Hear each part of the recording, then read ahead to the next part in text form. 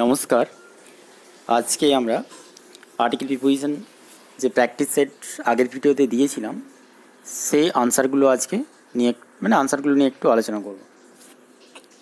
দেখো, ফার্স্ট সেটে দেওয়া আছে I made dash my mind dash put dash stop dash my business. তাহলে ফার্স্টে লক্ষ্য করো, মেড ড্যাশ মাই মাইন্ড, এটা কিন্তু কী হবে, মেড আপ হবে। কারণ কি, কেন আপ হচ্ছে? কারণ মেড আপ মাই মাইন্ড মানে মনস্থির করা, এটা হচ্ছে একটা ফ্রেজ, অর্থাৎ ডিসাইড বা ডিটারমিন অর্থে ব্যবহার করা হয়েছে, মনস্থির করা। তাহলে I made up my mind to put হবে। টু কেন বসছে? কারণ টু পুট তে অর্থে ব্যবহার করা হচ্ছে। To put infinitive, in the sense of infinitive. To put a stop, put a stop মানে থামানো, এ স্টপ হবে, এখানে স্টপটা noun form. To put a stop dash my business, to put a stop to my business. এখানে মনে রাখবে, put a stop two এটাও একটা ফ্রেজ, কিন্তু পুট এ স্টপ টু মানেই হচ্ছে স্টপ, থামানো। তাহলে I made up my mind to put a stop to my business. ঠিক আছে, next. Every day I win a lot of dash lot of prizes. এটা কি হবে? এটা আর্টিকেল বসবে, win a lot of prizes হবে। A lot of prizes, a lot of মানে অনেকখানি, অনেকগুলো, অনেক পুরস্কার আমি প্রতিদিন জিতি বা জয়লাভ করি। I am the top dash the class, I am the top of the class, of the class আমি ক্লাসের সেরা। এখানে এর অর্থে অর্থাৎ পসেসিভ সেন্সে অফ ব্যবহার করা হয়েছে। Of the class, I won a prize, I won a prize আমি একটি পুরস্কার জিতেছিলাম। ড্যাশ স্পেলিংস বানানের জন্য, বানান বলা বা লেখার জন্য, I won a prize for spellings. তাহলে এটা কি হবে? ফর। ঠিক আছে, এটা হবে ফর স্পেলিংস, ফর স্পেলিংস। তাহলে every day I win a lot of prizes, I am the top of the class, I won a prize for spellings. Next, salmon is dash fish. কী হবে? Salmon is a fish, salmon হচ্ছে একটা মাছ। It is born dash fresh water, it is born in fresh water. এটি fresh ওয়াটারে জন্মায়, fresh ওয়াটারের মধ্যে। Salmon is a fish প্রথমবার বলা হচ্ছে, এই জন্য এ ফিশ বসছে। স্যালমন হচ্ছে একটা মাছ। It is born in fresh water and migrates to the ocean হবে, to the ocean, to the ocean, migrates to the ocean, সমুদ্রে নির্দিষ্ট একটা দিকে বোঝাচ্ছে, to the ocean. It returns dash fresh water, এটা ফিরে আসে। It returns to fresh water, এটা আবার সেই ফ্রেশ ওয়াটারেই ফিরে আসে।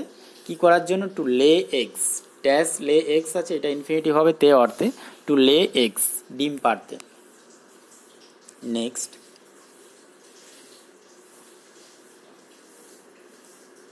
C took dash from her pocket, এটা হবে সি টুক আউট। মনে রাখবে, টেক আউট মানে বের করা, সে তার পকেট থেকে বের করেছিল। C took out from her pocket, কি বের করেছিল? ড্যাশ পেন, এ পেন, একটি কলম বের করেছিল। সি গেভ ড্যাশ পেন, দেখো পেনের কথাটা রিপিট করা হচ্ছে, ফার্স্ট টাইম এ পেন, কিন্তু সে সেই কলমটিই দিয়েছিল। তাহলে সি গেভ দ্য পেন, দ্বিতীয়বার যদি বলা হয় তখন সেটা ডেফিনিট আর্টিকেল বসে, অর্থাৎ দা হবে। The pen dash her friend, dash her friend কী হবে? To her friend, to her friend as a gift, একটি উপহার হিসাবে, অ্যাজ এ গিফট। নেক্সট,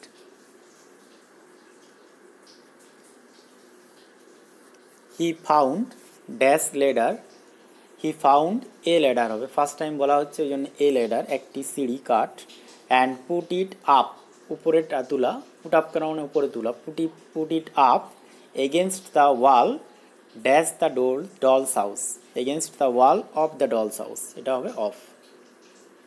তাহলে ফার্স্টে কী হবে? He found a ladder and put it up against the wall, এটা আপ হবে। Dash the doll's house, of the doll's house, এর অর্থে ব্যবহার করা হচ্ছে ডল হাউসের দেওয়ালটি।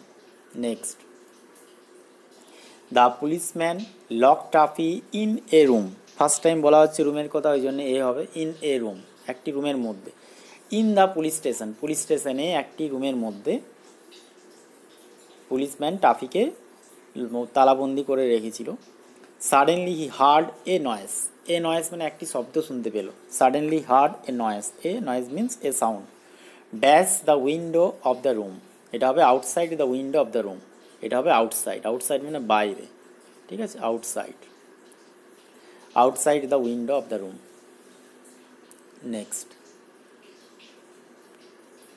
হি কট হোল্ড, কট হোল্ড মানে হচ্ছে শক্ত করে ধরা। হি কট হোল্ড অফ, এটা অফ হবে কারণ এটা হচ্ছে ফ্রেজ একটা। ক্যাচ হোল্ড অফ মানে শক্ত করে ধরা, ক্যাচ হোল্ড অফ। তাহলে he caught hold of a little net and dipped it, dash the water, dipped it into the water, এটা ইনটু হবে। কেন ইনটু হচ্ছে? বাইরে থেকে ভিতরে প্রবেশ করা হচ্ছে একটু মোশন বা গতির সাথে, সেই জলের মধ্যে এটাকে ডুবোচ্ছে, তার জন্য into the water.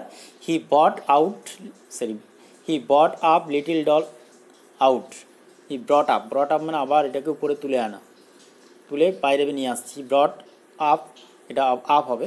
He brought up মানে উপরে তোলা। Little doll out, but she slipped out and fell on the table, on to the table, এটা অন হবে। Fell on to the table banging her head, fell on কোনো কিছুর উপরে স্পর্শ করে বোঝাচ্ছে, স্পর্শ করে থাকা বোঝাতে অন বসে, তাহলে he fell on to the table, টেবিলের উপর বোঝাচ্ছে, তার জন্য অন। নেক্সট,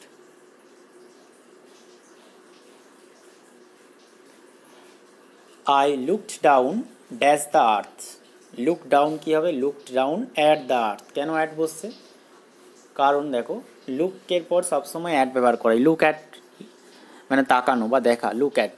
তাহলে I look down at the earth, it seemed so close dash me, কী হবে? It seemed so close to me.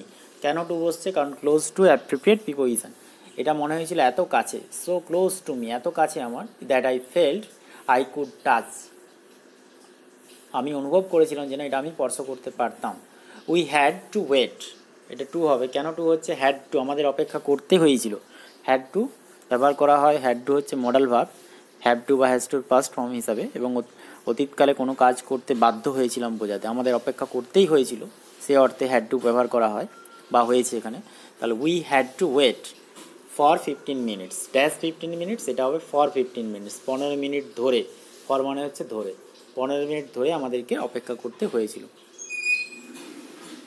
Next, dash home dash kids would be getting ready, dash home এটা কি হবে? এটা at home হবে, বাড়িতে। মনে রাখবে অ্যাট হোম মানে বাড়িতে বলতে নির্দিষ্ট করে একটা জায়গা বোঝাচ্ছে। বাড়িতে মানে বাড়ির ভিতরটাকে শুধু বোঝাচ্ছে না, বাড়ি মানে বাড়ির কাছাকাছি জায়গাকেও বোঝায়। বাড়ির বারান্দা বোঝাতে পারে, বাড়ির দেওয়ালের কাছে হতে পারে, ঠিক আছে, বাড়ির মধ্যে কিন্তু শুধু বোঝাচ্ছে না। বাড়িতে মানে অ্যাট হোম মানে বাড়িতে নির্দিষ্ট করে জায়গা। আর ইন দ্য রুম মানে বাড়ির মধ্যে কোনো একটা ঘরের মধ্যে, সেক্ষেত্রে ইন ব্যবহার করা হয়। এক্ষেত্রে কিন্তু ইন হোম কখনোই হবে না, এটা অ্যাট হোম হবে। অ্যাট হোম মানে বাড়িতে। Dash kids would be getting ready, কী হবে? দ্য কিডস, তাহলে অ্যাট হোম দ্য কিডস হবে। The kids would be getting ready, বাড়িতে শিশুরা অপেক্ষা, উড বি গেটিং রেডি মানে প্রস্তুত হতো।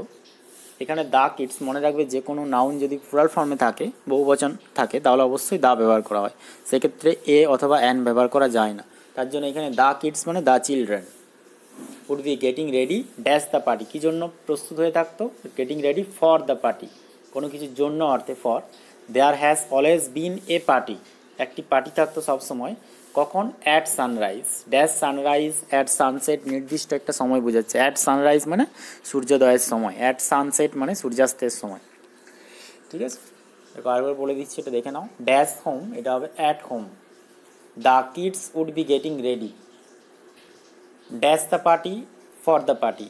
দেয়ার has always been a party at sunrise, ঠিক আছে। নেক্সট,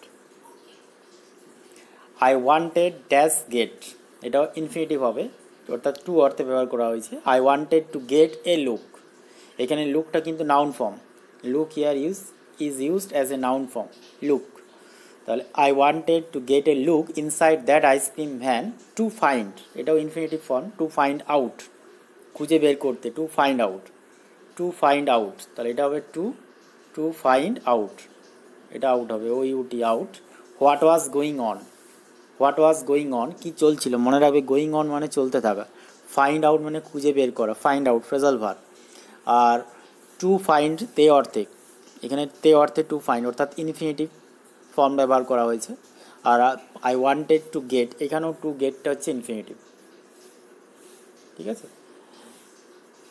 আর এখানে লুকটা হচ্ছে নাউন ফর্মে ব্যবহার করা হয়েছে, এ লুক।